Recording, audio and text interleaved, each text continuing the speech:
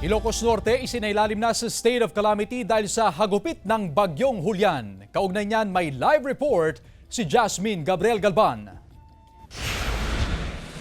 Jasmine?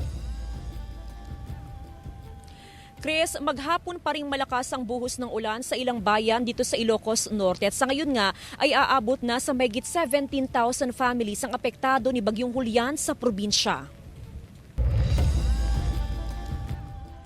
Isinailalim na sa state of calamity ang Ilocos Norte ngayong hapon October 1 dahil ito sa matinding epekto ng bagyong Julian sa probinsya tulad ng pagkalubog sa baha ng maraming kabahayan sa Lawag City, Ilocos Norte sa kasagsagan ng pananalasa ng bagyong Julian.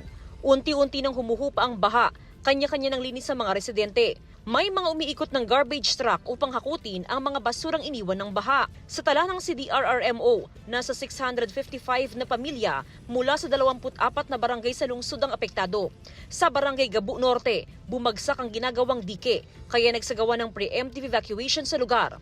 Pinakamaraming population, mostly is barangay 1, then even ang infrastructure, ang pinakagrabe talaga is dito sa Gabo. That's why we are very monitoring it also. Matinding epekto ng bagyong naramdaman sa iba pang bayan sa Ilocos Norte, kabilang ang Bacara, Piddig, Ventar, Solsona at Paway. Umabot sa 6,708 na katao ang naapektuhan ng baha sa Piddig.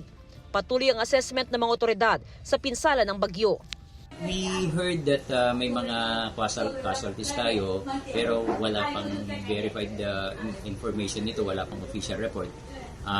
Isa sa Batak, isa sa Paway, missing yon, and then isa dito sa Lawag City.